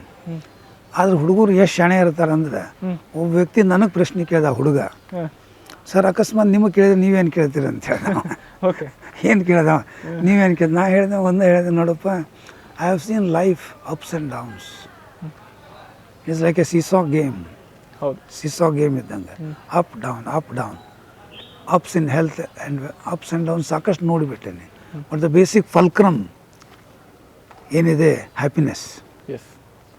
But one thing is true, I respect time ಅಂತ ಹೇಳಿದೆ ನಾನು. ಓಕೆ. ಅಕಸ್ಮಾತ್ ದೇವ್ರು ಕೇಳಿದ್ರೆ ನಾನು ಏನು ಕೇಳ್ತೇನೆ ಅಂದರೆ, ಟೈಮ್ ಈಸ್ ಸೋ ಪ್ರೆಷಿಯಸ್. ಹೌದು. ಭಾಳ ಜನ ಕೇಳ್ತಾರೆ, ಸರ್ ಯಾವಾಗ ನೀವು ಫ್ರೀ ಇರ್ತೀರಿ ಅಂತ. ಐ ಆಮ್ ನೆವರ್ ಫ್ರೀ ಅಂತ ಹೇಳ್ತಾನೆ. ಓಕೆ. ಟೈಮ್ ಹೆಂಗೆ ಕಳೀತೀರಿ ಅಂತ ಕೇಳ್ತಾರೆ. ನಾ ಟೈಮ್ ಎಂದೂ ಕಳೆದಿಲ್ಲ ಅಂತ ಹೇಳ್ತಾರೆ. ಐ ಯೂಸ್ ಮೈ ಟೈಮ್ ಅಂತ ಹೇಳ್ತೇನೆ ನಾನು. I use my time. ಅದಕ್ಕೆ ಅಕಸ್ಮಾತ್ ದೇವ್ರು ಕೇಳಿದ್ರೆ, with the passion I have for work, ನನ್ನ ಕೆಲಸದ ಹುಚ್ಚು ಎಷ್ಟಿದೆ ಅಂದರೆ, many times I am made to feel 24 hours are less for me to work. ಇನ್ನೊಂದು 2 ತಾಸು ಯಾಕೆ ಕೊಡಲಿಲ್ಲ ದೇವ್ರಿ ಅಂತ ಕೇಳ್ತಾನೆ ಅಂತ ಹೇಳಿದೆ ನಾನು. ಆ ಹುಡುಗರು ನಿಮ್ಗೆ ಆಶ್ಚರ್ಯ ಅನ್ನಿಸ್ತು, ಎದ್ದು ನಿಂತು ಏಕ್ದಮ್ ಸ್ತಬ್ಧಾಗಿ ಎಲ್ಲ ಕಣ್ಣಾಗ ನೀರು ಬಂದು, sir what a message you give us. Okay. What a message you give. See it's so important. We all promise, we place today that time is precious, we use our time properly ಅಂತ. ನಿಮ್ಗೆ ಇದಕ್ಕಿಂತ ಹೆಚ್ಚಿಗೆ ಏನು ಖುಷಿ ಬೇಕು? ಇದಕ್ಕಿಂತ ದೊಡ್ಡ inspiration ಏನು ಬೇಕು ನಿಮಗೆ? ಹೇಳ್ತಾರೆ, ಯಾಕಂದ್ರೆ the way I have been brought up ನನ್ನ ಫ್ಯಾಮಿಲಿಯಲ್ಲಿ. See it's something different. ನನಗೆ I have one son. My wife is a psychologist, MA in psychology. Okay. She has done MA in psychology. She also worked with me in Mirrors, clinical psychologist ಅಂತ. ಈಗೂ ನನಗೆ ವರ್ಕ್ದಲ್ಲಿ assist ಮಾಡ್ತಾರೆ. ನನ್ನ ಮಗ MD psychiatry ಮಾಡ್ಯಾನ. Then he had his fellowship in Richmond, Virginia, USA. ಅದು ಮಾಡಿ ತಿರುಗಿ ಬಂದು he joined me and presently he is a faculty in DMANS. DMANS. And my daughter-in-law, Dr. Aditya, my son, Dr. Swapna, my daughter-in-law. She also is MD psychiatry. She is also a faculty in DMANS, teaching faculty. She had her fellowship in NIMANS. ಇದು child and maternal care ಮೇಲೆ ಒಂದು ಇದನ್ನು ಮಾಡ್ಯಾರ ಅವರು. So and we have a close knit family. I have one sister. She is settled in Dharwad.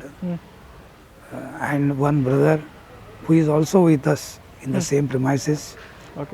ಅವ್ರ ಮಗಳು MD psychiatry ಮಾಡಿ MRCP ಮಾಡಿ ಲಂಡನ್ದಾಗಿದ್ದಾಳೆ. ಅವ್ರ ಅಳಿಯಾನು MS FRCS ಮಾಡಿ ಲಂಡನ್ದಾಗಿದ್ದಾನೆ. ಮಗ ಕಾಕ್ಲಿಯರ್ ಇಂಪ್ಲಾಂಟ್ ಸರ್ಜನ್ ಇದ್ದಾನೆ ಡಾಕ್ಟರ್ ಅನಿಕೇತ್. ಓಕೆ. ಇಲ್ಲೇ ಪ್ರಾಕ್ಟೀಸ್ ಮಾಡ್ತಾನೆ ಧಾರವಾಡದಾಗ. ನಮ್ಮ ಜೊತೆಗೆ ಇಲ್ಲೇ ಇದ್ದಾರೆ.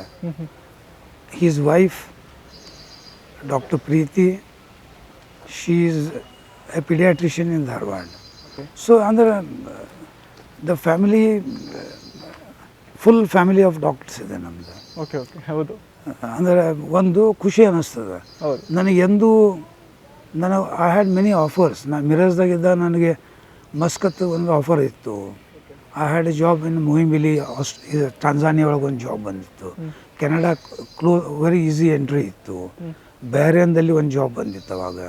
ಸೊ ಇವೆಲ್ಲ ಇದ್ದರೂ ನಾನು ಒಂದು ನಮ್ಮ ಅಮ್ಮನಿಗೆ ಬಂದು ಹೇಳಿದೆ ಹಿಂಗೆ ಪಾಸ್ಪೋರ್ಟ್ ಮಾಡಿಸಿ ನಿಂಗೆ ಜಾಬ್ ಬಂದಂಗೆ. ಆಕೆ ನಕ್ಕು ಹರಿದು ಹಾಕಿಬಿಡ್ಲ ಆರ್ಡರ್. ಹರಿದು ಹಾಕಿ ಏನಂದ್ರೆ ನೀ ಏನು ಮಾಡ್ತೀವಿ ಹೋಗಿ ಅಂದಾಕಿ. ನಾನು ಇಲ್ಲ, ಇಲ್ಲಿ ಪ್ರಾಕ್ಟೀಸ್ ಮಾಡಿ ಕಷ್ಟಪಟ್ಟು ಇದಕ್ಕಿಂತ ಸ್ವಲ್ಪ ದುಡ್ಡು ಮಾಡ್ಕೊಂಡು ಬಂದು ವಾಪಸ್ಸು ಧಾರವಾಡದಾಗ ಇರ್ಲಿಕ್ಕೆ ಬರ್ತದೆ ಅಂತ. ಏನು ಬೇಡ, ನನ್ನ ಪೆನ್ಷನ್ ಬರ್ತದೆ, ಅದ್ರ ನಿನಗೆ ನಿನ್ನ ಮಗಗೆ ನಿನ್ನ ಹೆಂಡತಿಗೆ ಸಾಕ್ತೀನಿ, ನೀ ಎಲ್ಲಿ ಹೋಗಬೇಡ ಅಂತ ಹೇಳಿಬಿಟ್ಲ. ಓಕೆ. ಆಮೇಲೆ ನಾನು ವಿಚಾರ ಮಾಡಿದೆ, ಅವಾಗೊಂದು ಜವಾಹರ್ ರೋಜ್ಗಾರ್ ಯೋಜನಾ ಅಂತ ತಿಳ್ಕೊಂಡು 25,000 rupees unemployed graduate scheme loan ಇತ್ತು. ಓಕೆ. 25% ಸಬ್ಸಿಡಿ ಇತ್ತು. ಆ ಲೋನ್ ತೊಗೊಂಡೆ ನಾನು. ತೊಗೊಂಡು ರೀಗಲ್ ಟಾಕೀಸ್ ಹತ್ರ I started A small clinic. ಒಂದು 2 ತಿಂಗಳ ಕೂತೆ. ಫಸ್ಟ್ ಟೈಮ್ ಧಾರವಾಡಕ್ಕೆ ಬಂದಾಗ ಡಾಕ್ಟರ್ ರಾಮನಗೌಡರು ಅಂತಿದ್ದಾರೆ ಇಲ್ಲಿ, ಅವ್ರ ಹಾಸ್ಪಿಟಲ್ನಾಗ ಫಸ್ಟ್ ಪೇಷಂಟ್ ತೋರಿಸಿದ್ರು. Okay. Then this is how the journey started. ಒಂದು 2-3 ತಿಂಗಳು ಯಾರೂ ಪೇಷಂಟ್ ಬರ್ತಿದ್ದಿಲ್ಲ. 1-2 ಅಂದರೆ ಸ್ಟಿಗ್ಮಾ ಇತ್ತಲ್ಲ ಅವಾಗ, ಮೆಂಟಲ್ ಇಲ್ನೆಸ್ ಸ್ಟಿಗ್ಮಾ ಇತ್ತು. Then eventually I thought why not move out to community, educate. ನನಗೆ ಭಾಳ ಜನ ಚೇಷ್ಟೆ ಮಾಡಿದರು, ಜನರಲ್ ಪ್ರಾಕ್ಟೀಸ್ ಮಾಡ್ಬೋದಲ್ಲ. ನನ್ನ ಕನ್ವಿಕ್ಷನ್ ಎಷ್ಟು ಫಾರ್ಮ್ ಇತ್ತಂದ್ರೆ, I talk to people, I make them realise and feel that they need my help and I guide them ಅಂತ ಹೇಳ್ತೀನಿ. That was my firm commitment. And ಇವತ್ತು ನನಗನ್ನಿಸ್ತದೆ ಅದು ಸಾರ್ಥಕ ಆಗಿದೆ. ಅಂದರೆ ಮನಸ್ಸಿದ್ದರೆ ಮಾರ್ಗ ಅಂತಾರೆ. ಮನಸ್ಸು ಮಾಡಿದರೆ ಬೇಕಾದ ಸಾಧನೆ ಮಾಡ್ಬೋದು. Journey was very difficult. ನನ್ನ ಕಡೆ ಒಂದು ಸ್ಮಾಲ್ 2 ವೀಲರ್ ಸ್ಕೂಟರ್ ಇತ್ತು, ಅಡ್ಡಾಡ್ತಿದ್ವಿ, ಮಾಡ್ತೀವಿ, ಎಲ್ಲ ಅದು ಕರೆ. Today I have scene everything. ನಾನು ಸಾಕಷ್ಟು ಜನರ ಪರಿಚಯದ ಕಾಂಟ್ಯಾಕ್ಟ್ ಇದೆ. I am on so many organisations. ಎಲ್ಲ ಇದ್ದರೂ ಕೂಡ A person like Ravi Belagere was my close friend. ನನಗೆ ಅಣ್ಣ ಅಂತಿದ್ದ ಅವ. He used to call me as Anna. Yes, yes. We met in one function, ಅಂದ್ರೆ ಅಗ್ರಿಕಲ್ಚರಲ್ ಯೂನಿವರ್ಸಿಟಿ ಆ್ಯನ್ಯುವಲ್ ಡೇದಾಗ ಇಬ್ಬರು ಗೆಸ್ಟ್ ಇದ್ವಿ, ಅಲ್ಲಿ ಭೇಟಿ ಆಯಿತು. Some he was impressed the way I spoke to audience. Okay. ಮಕ್ಕಳಿಗೆ ಮಾತಾಡಿದ್ದು ನೋಡಿ ಹೇಳಿದ್ರು, ಡಾಕ್ಟರ್ ಯು ಆರ್ ವಂಡರ್ಫುಲ್ ಅಂತ ಹೇಳಿದೆ. I met a tiger today ಅಂತ ಹೇಳಿದೆ. ಇನ್ನೂ ನೆನಪಿದೆ ನನಗೆ. I met a tiger today ಅಂತ ಹೇಳಿದೆ. ನಾನೇ I am very small man ಅಂತ ಹೇಳಿದೆ ನಾ. No doctor, don't say that, join me for dinner ಅಂತ ಹೇಳಿ. That's how we became friends. Okay. ನಮ್ಮ ಮನೆಯಲ್ಲಿ ಇರ್ತಿದ್ದ. ನಮ್ಮ ಮನೆಯವರು ಸಾಕಷ್ಟು ಬುಕ್ಸ್ ಬರ್ದಾರ. He was a part of my family. Okay. Was a part of my family. ಸಾಕಷ್ಟು ಬರವಣಿಗೆಗಳನ್ನು, ಸಾಕಷ್ಟು ಇದು ಅಂದರೆ ಎ ವಂಡರ್ಫುಲ್ ಅಕ್ಷರದ ಬ್ರಹ್ಮ ಅವನು. ಹೌದೌದು. ಕೈಯಲ್ಲಿ ಸರಸ್ವತಿ ಕುಣಿತಿತ್ತು ಅವನು. ನನಗನ್ನಿಸ್ತದೆ, ಯಾಕಂದರೆ ಒಂದು ಸರ್ತಿ ನಮ್ಮ ಮನೆಯಲ್ಲಿ ಕೂತು ಒಂದು 450 ಪೇಜಸ್ ಬರೆದಿದ್ದವ. ಓಕೆ. ನನಗೆ ಅದನ್ನ ಕೊಟ್ಟು ಹೇಳ್ದೆ, ಡಾಕ್ಟರ್ ಇದರಲ್ಲಿ ಓದ್ರಿ, ಒಂದೇ ಒಂದು ತಪ್ಪಿತ್ತಂದ್ರೆ ಹುಡುಕಿ ಕೊಡ್ರಿ, ನಾನು ಬರೆಯೋದು ಬಿಟ್ಬಿಡ್ತೇನೆ ಅಂತ. ಅಷ್ಟು perfect. Very rare to see a person like that. Very rare, very rare. ಭಾಳ ನಮ್ಮ ಕುಟುಂಬದ ಮೇಲೆ ಅವನ ಪ್ರೀತಿ ಇತ್ತು, ಗೌರವ ಇತ್ತು. ಈವನ್ ನಮಗೂ ಅವನ ಮನೆ ಬಗ್ಗೆ ಅಷ್ಟೇ ಪ್ರೀತಿ ಇದೆ. ಬೆಂಗಳೂರಲ್ಲಿ ಹೋದಾಗ ಭೇಟಿಯಾಗಿ ಬರ್ತಿದ್ವಿ. We were like family member, family friends. No other things, only family friends. Sir, ಹೌದು, ನೀವು ಹೇಳ್ದಾಗೆ ಅಣ್ಣ ಅಂದ ರವಿ ಬೆಳಗೆರೆ ಕೂಡ ನಿಮ್ಮ ಜೊತೆ ಇಲ್ಲ, ಹಾಗೆ ಮಗ ಅಂದ ತಾಯಿ ಕೂಡ ನಿಮ್ಮ ಜೊತೆ ಇಲ್ಲ. ನಿಮಗೆ ಯಾವತ್ತಾದ್ರೂ ಅನಾಥ ಫೀಲ್ ಆಗಿದೆಯಾ? ಒಂದು ಸತ್ಯ, ನಾನು I miss my mother very much. I lost my father very early. ಅವ್ರು ಅದನ್ನೇ ಹೇಳಿದರು, ನೀ ಇನ್ನೂ ಕಲಿಬೇಕಾದ್ರೆ ತಂದೆಯವ್ರು ಹೋಗಿಬಿಟ್ರು, ನಾನು ಬಿಟ್ಟು ಹೋದ್ರೆ ನಾ ಹೋಗಿಬಿಡ್ತೀನಿ, ಏನು ಮಾಡ್ತೀನಿ ನಾನು. ಸೊ ನನಗನಿಷ್ಟು ತಾಯಿಗಿಂತ ದೊಡ್ಡ ವಸ್ತು ಯಾವುದೂ ಇಲ್ಲ ಜೀವನದಾಗ. Mother is very precious. Even today I feel I am on orphan without mother. ಇವತ್ತಿಗೂ ಕೂಡ ನನಗೆ ಅನೇಕ ಬಾರಿ ಅನ್ನಿಸ್ತದೆ, ತಾಯಿ ಇಲ್ಲ ಅಂದ್ರೆ ಎಲ್ಲ ಇದೆ, ಹೆಸರಿದೆ, ಪ್ರಾಕ್ಟೀಸ್ ಇದೆ, ಜನ ನಾನು ಪ್ರೀತಿ ಮಾಡ್ತಾರೆ. ಹೋದಲ್ಲೆಲ್ಲ ನನ್ನ ಜನ ಇಷ್ಟು ಪ್ರೀತಿ ಮಾಡ್ತಾರೆ ಅಂದರೆ ಅವರ ಪ್ರೀತಿಗೆ ನಾನು ಅರ್ಹ ಇದ್ದೇನೆಲ್ಲ ಗೊತ್ತಿಲ್ಲ, ಬಟ್ ಭಾಳ ಪ್ರೀತಿ ಕೊಡ್ತಾರೆ ಜನ. I have enjoyed life. ತೃಪ್ತಿ ಅದ ನನಗೆ. ನನಗೆ ಅದು ಬೇಕು ಇದು ಬೇಕು ನನಗೆ ಏನೂ ಅನಿಸೋದಿಲ್ಲ. ನನ್ನ ಟೇಬಲ್ ಮೇಲೆ ಇರುವಂಥ ಬೋರ್ಡ್ ಏನಿದೆ, 40 ವರ್ಷದ ಬೋರ್ಡ್ ಇದೆ, 40 ವರ್ಷದ ಪೆನ್ ಇದೆ. I have grown with that. I am a person with sentiments. Yes. I live in sentiments.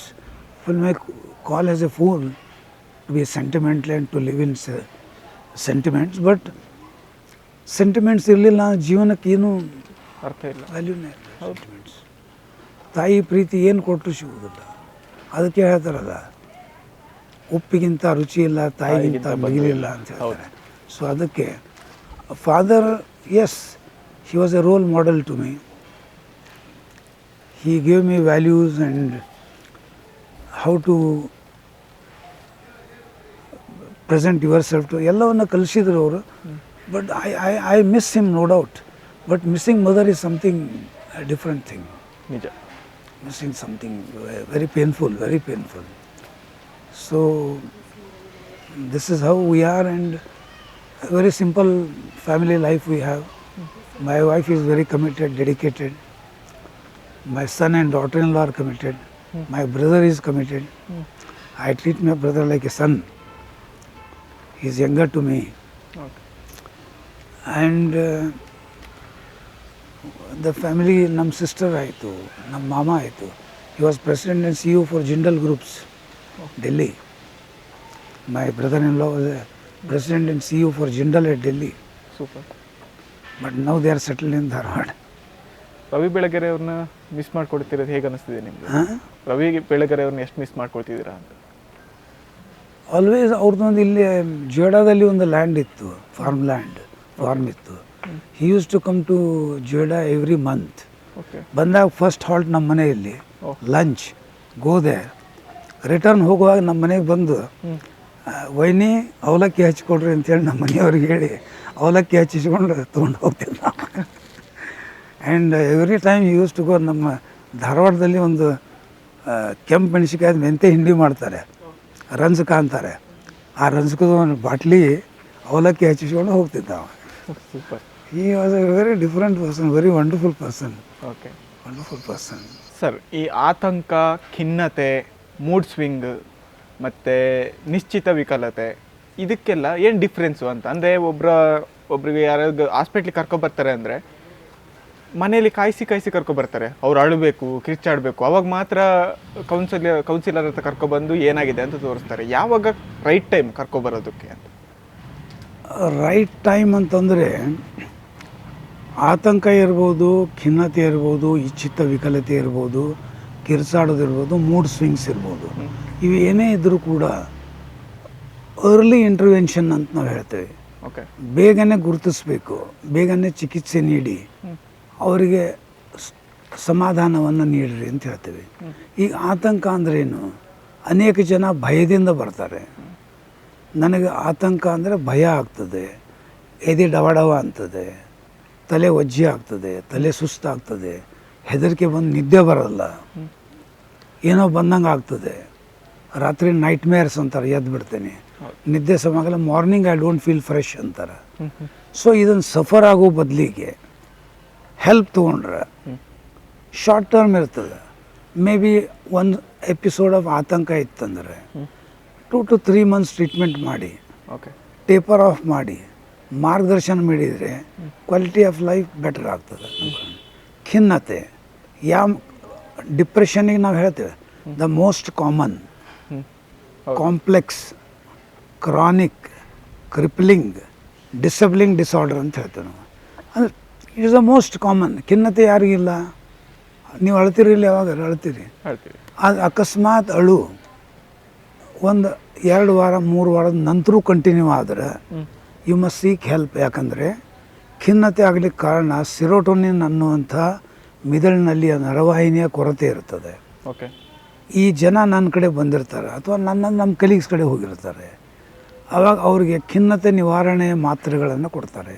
Okay. SSRI ಅಂತ ಹೊಸದಾಗಿ ಬಂದಿದೆ, selective serotonin reuptake inhibitors. They are so wonderful. ಇವತ್ತು ನೀವು ಮೆಡಿಸಿನ್ ಕೊಟ್ಟರೆ 2 ಡೇಸ್ದಲ್ಲಿ 48 hours they stop crying. Okay. So ನಿಮಗೆ ಅಳೋದು ಬೇಕು ಅಥವಾ ಮಾತ್ರೆ ತೊಗೊಂಡು ಚೆನ್ನಾಗಿ ನಕ್ಕೋತಿರೋದು ಬೇಕು. ಅದಕ್ಕೆ ನನ್ನ ಜನ ಬಂದು ಕೇಳ್ತಾರೆ, ಸರ್ ಎಷ್ಟು ದಿವಸ ತೊಗೋಬೇಕ್ರಿ? ನೋಡಪ್ಪ, ಈಗ ನಿಂಗೆ ಈಸ್ಲಿಕ್ಕೆ ಬರಲ್ಲ, you use the life jacket and learn to swim. ಹೌದು. ಎಲ್ಲಿವರೆಗೆ ಹಾಕೋತೀಯ? ಈಜು ಕಲಿಯೋರು. ಈಸ್ ಬರೋವರೆಗೆ. ಹಂಗೆ ನಿನಗೆ ಆತಂಕ ಖಿನ್ನತೆ ಏನಿದೆ, ಇದು ನಿನ್ನ ಸ್ವತಃ ಕಾನ್ಫಿಡೆನ್ಸ್ ಬರೋ ತನಕ, ಆತ್ಮವಿಶ್ವಾಸ ಬಂದು ನಾ ಇದರಿಂದ ಹೊರಗೆ ಬಂದೇನೆ ಅನ್ನೋ ತನಕ ತೊಗೋಬೇಕು. ಆಮೇಲೆ ಏಕ್ದಮ್ ಬಿಡ್ಲಿಕ್ಕೆ ಬರೋಂಗಿಲ್ಲ, ಹಂತ ಹಂತವಾಗಿ ಬಿಡಬೇಕು. ಅದನ್ನು ನಾ ಕಲಿಸ್ತೀನಿ ನಿಮಗೆ. ಫಸ್ಟ್ ನಿನ್ನ ಕಲಿಸ್ಬೇಕಾದ್ರೆ ಈಸ್ ತೆಗಿತಾರೆ, ನಾಲ್ಕ ಮುಂದೆ ಹೋಗ್ತೀವಿ, ಮತ್ತೆ ಹಾಕ್ತೀವಿ, ಮತ್ತೆ ಮುಂದೆ. That's how they must be explained. ಭಾಳ ಸರ್ತೆ ತಗೋ ಅಂತ ಅದನ್ನು ಹೆಂಗೆ ತೊಗೋಬೇಕು ಅನ್ನೋದನ್ನು ಹೇಳುವಂದು ಕೂಡ ನಮ್ಮ ಜವಾಬ್ದಾರಿ ಅದ. ಹೌದೌದು. ಸೊ ಮೂಡ್ ಸ್ವಿಂಗ್ಸ್ ಇರ್ತವೆ. ಮೂಡ್ ಸ್ವಿಂಗ್ಗೆ ಕೆಲವರು ಅತಿಯಾದ ಖುಷಿ ಇರ್ತದೆ, ದೊಡ್ಡ ಮಾತಾಡ್ತಾರೆ.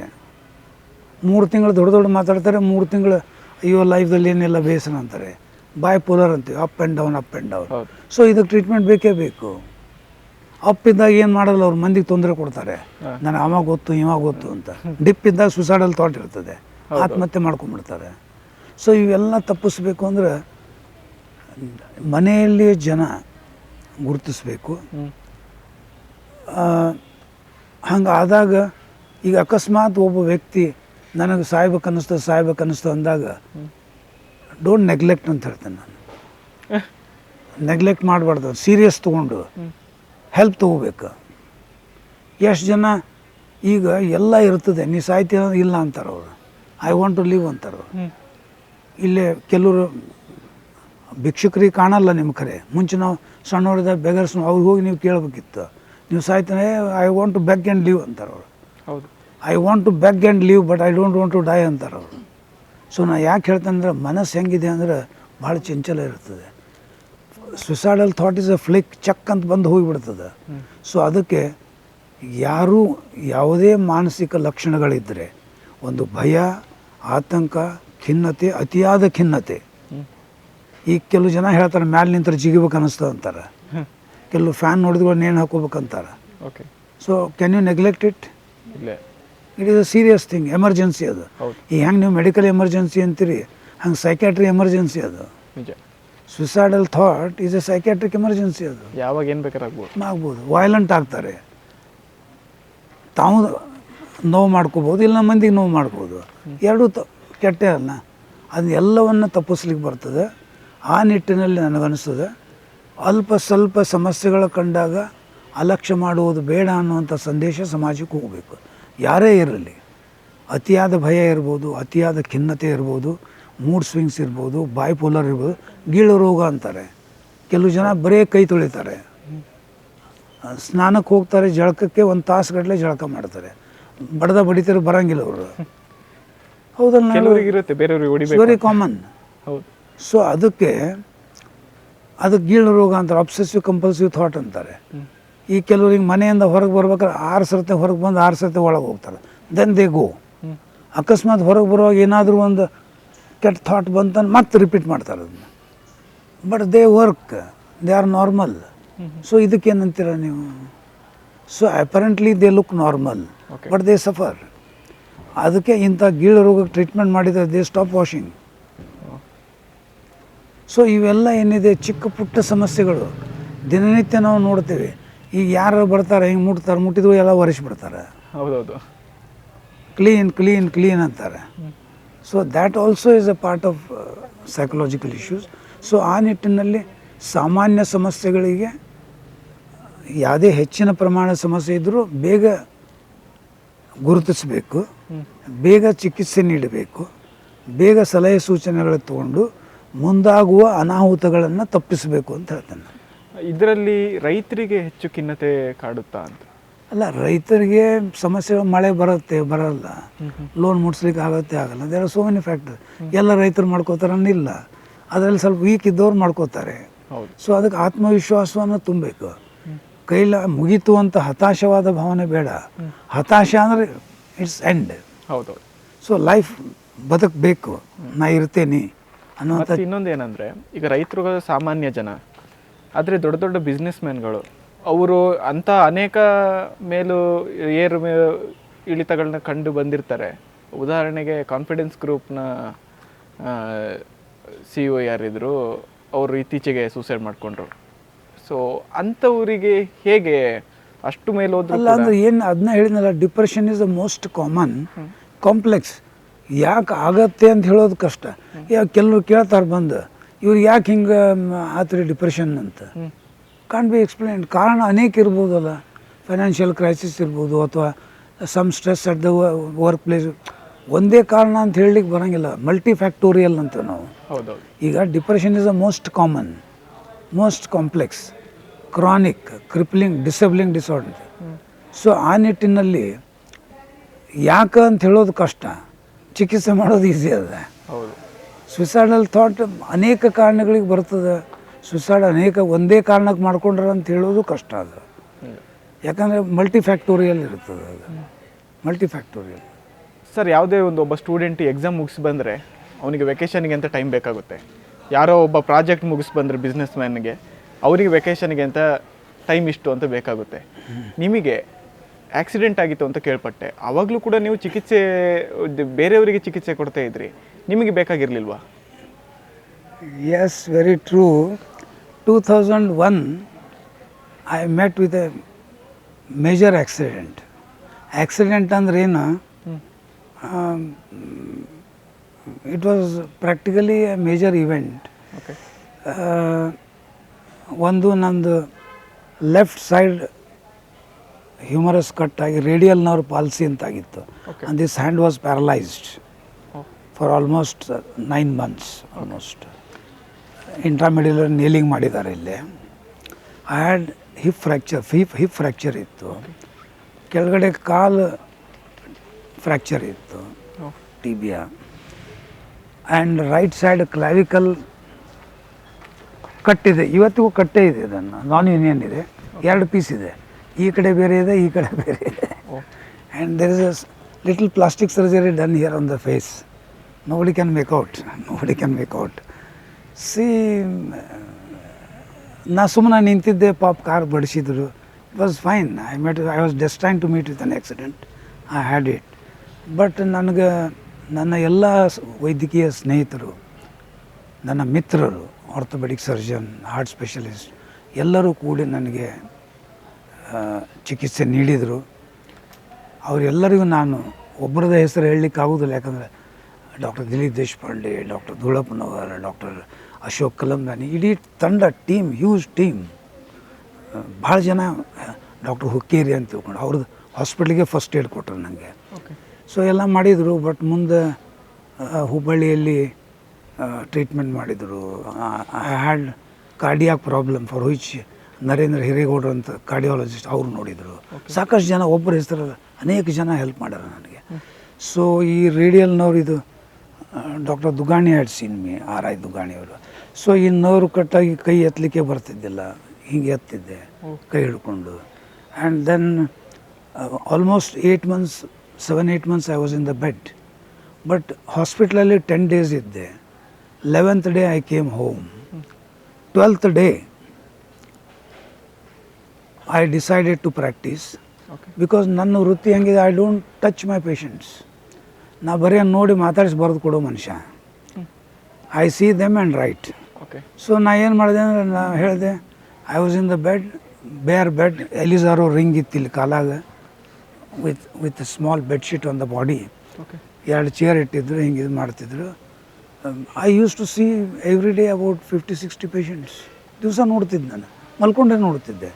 ನನಗೆ ಭಾಳ ಜನ ಅಂತಿದ್ರು, ಸರ್ ಇಷ್ಟು ನಿಮಗೇನು ನೋವುದ, ನೀವು ನೋಡ್ತಿರಲ್ಲ ಪೇಷಂಟ್, ನಿಮಗೇನು ಅನಿಸೋದಿಲ್ಲ ಅಂತ ಕೇಳಿದ್ರೆ. ನಾವು ಒಂದು ಮಾತು ಹೇಳಿದೆ ಅವರಿಗೆ, ಡೋಂಟ್ ಸಿಂಪತೈಸ್ ಮೀ ಅಂತ ಹೇಳಿದೆ ನಾನು. Sympathy once when you enjoy, you lose your will power and determination. Sympathy is something which makes you weak ಅಂತ ಹೇಳಿದೆ ನಾನು. ಅನುಕಂಪ ಬಂದ್ಗಳು ಎಂಜಾಯ್ ಮಾಡ್ಲಿಕ್ಕೆ ಚಾಲು ಮಾಡ್ತಾರೆ, ಪಾಪ no. See, I do my job ಅಂತ ಹೇಳಿದೆ ನಾನು, that's it. I don't want any sympathy, just do it ಅಂತ ಮಾಡ್ತಿದ್ದೆ ನಾನು. And I was interviewed one of the national channels those days a man being in the bed practising ಅಂತ ಅವ್ರು ಕೇಳಿದ್ರು don't you feel pain ಅಂತ ಹೇಳಿ ಕೇಳಿದ್ರು ನಾವು ಒಂದು ಮಾತು ಹೇಳಿದ್ದೆ ಅವರಿಗೆ I get the pain when I send all my patients ಅಂತ ಹೇಳಿದೆ when I see my patients I don't feel any pain when I am with them I forget my pain when they go I start getting my pain that's how it is and my role models are not cowards ಅಂತ ಹೇಳಿದೆ ನಾನು my role models are like persons like Stephen Hawking Puttaraj ಗವಾಯಿಗಳು in Gadag and Sudha Chandan who dances with a Jaipur foot ಕಾಲಿದ್ದವ್ರಿಗೆ dance ಮಾಡ್ಲಿಕ್ಕೆ ಬರಲ್ಲ see how she dances because ಅವರ್ focus is par excellence performance par excellence ಹಾಗೆ ನಂದೇನಿದೆ ಅಂದರೆ I want to recover faster and that really helped me to recover faster so ಭಾಳ ಜನ ಅಂತಿದ್ರು ಸಿಂಪತಿ ಅದನ್ನ I don't believe in that and I don't enjoy that sympathy should not be enjoyed ನನ್ನ ಕೇಳಿದರೆ you must do your job I am meant to work I will work till last breath and to say the last word to you I want to breathe my passion is so much I want to breathe last with my shoes on market that's a great service sir ತುಂಬ ಧನ್ಯವಾದ ಆರೋಗ್ಯವೇ ಭಾಗ್ಯ ಅಂತಾರೆ ದೈಹಿಕ ಆರೋಗ್ಯಕ್ಕಿಂತ ಮುಂಚೆ ಮಾನಸಿಕ ಆರೋಗ್ಯ ಇರಬೇಕು ಅನ್ನೋದನ್ನ ವೆರಿ ಟ್ರೂ ತುಂಬ ಸವಿಸ್ತಾರವಾಗಿ ತಿಳಿಸ್ಕೊಟ್ಟಿದ್ದೀರಾ ವೆರಿ ಟ್ರೂ ಇಷ್ಟು ಹೊತ್ತು ನಿಮ್ಮ ಅಮೂಲ್ಯವಾದ ಸಮಯವನ್ನು ಕೂಡ ನಮಗೆ ಕೊಟ್ಟಿದ್ದೀರಾ ಇಲ್ಲ ತುಂಬ ಹೃದಯದ ಧನ್ಯವಾದಗಳು ನಿಮ್ಮ ಇಡೀ ತಂಡಕ್ಕೆ ನನ್ನ ಅಭಿನಂದನೆಗಳನ್ನು ಹೇಳ್ತೇನೆ ನಾನು ಧನ್ಯವಾದ sir because the message has to reach a common man ಎಲ್ಲರಿಗೂ ಮುಟ್ಟಬೇಕಲ್ಲ yes sir thank you thank you sir thank you sir